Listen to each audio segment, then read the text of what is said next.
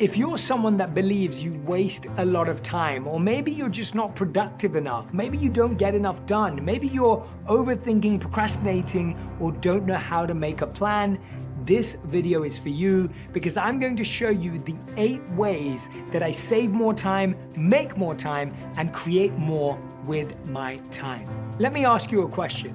How many of you believe that you're good at multitasking? Now, studies show that only 2% of the world's population is actually able to multitask. And researchers say that when people hear that, they always assume that they're in that 2%. Maybe you're sitting there at home thinking the same thing. The truth is, most of us are in the 98%, say researchers, and therefore we have to focus on something called single tasking or monotasking.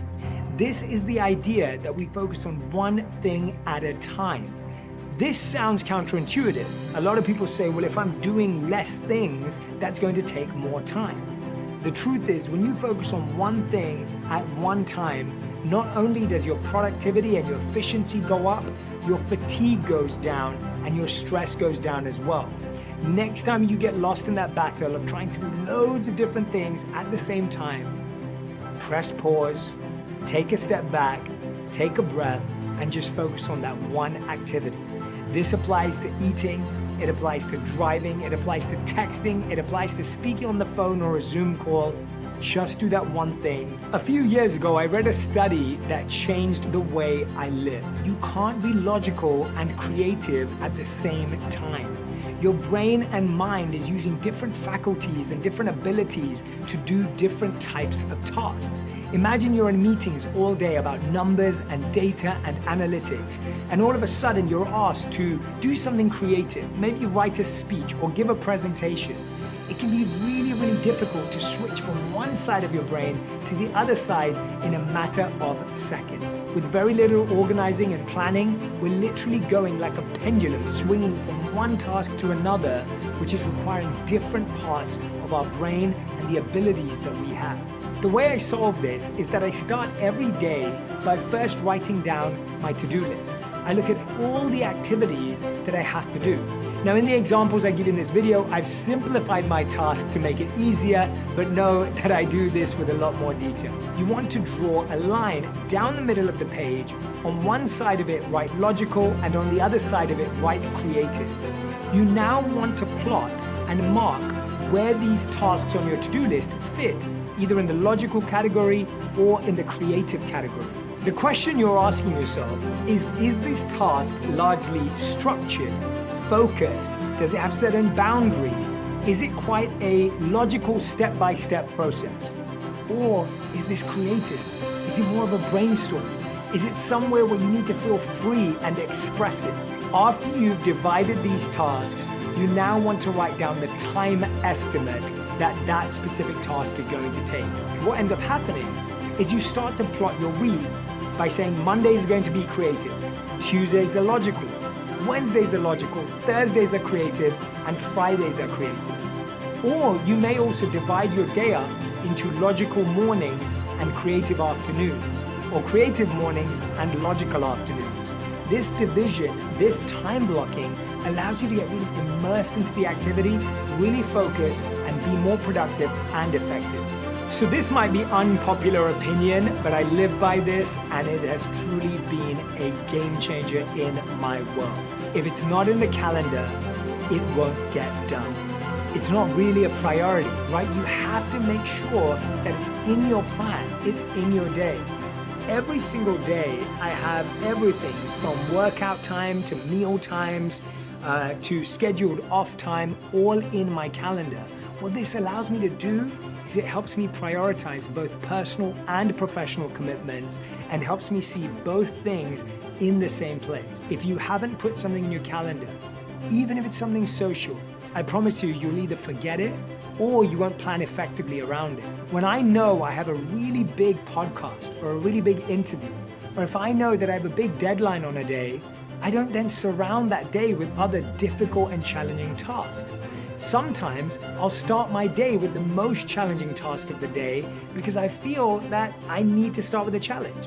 And sometimes I'll actually put it as the last most challenging task of the day because actually I want to build that momentum. When you have a schedule, you get context around how you feel. That way you manage your mental health and well-being a million times better and you do more in less time. Tell me how many times you've experienced this. You check everything off your to-do list, but you still feel unfulfilled. You've used your time wisely, you've managed to accomplish every task, but you still end the day, when your head hits the pillow, you still feel like you failed. You still feel like you didn't quite achieve something. I realized that this happened to a lot of top performers, and it was because they weren't asking themselves, what do I need to do today that will make me feel like today has been a good day? You don't think that today's a good day because you did everything you wanted to do. You have to feel like it's been a good day. So I do this activity every single day where I ask myself the question, what do I need to do today that will make me feel like today has been a success? For you, it may be reading your children a bedtime story. It may be making sure that you made 10 minutes to meditate. It may be that you had got a workout in or you had your green juice. It has to be something simple that's easily repeatable on a daily basis, but that you prioritize doing it. Writing down what you did every day gives you ideas for the future as well, and plotting it out in this way makes it really, really simple to remember what you could try on another day. How many of you feel like the months are just passing by, and it's crazy to believe that we're over a quarter of the way through the year? But this is what happens when we don't have really clear goals, targets, and tasks. This approach has really helped me manage my time better. I have big monthly goals, I have 4 weekly targets, and I have 1 daily task. The 1 daily task is the baby step towards the weekly target, and the weekly target added up, all 4 of them, leads to the big monthly goal.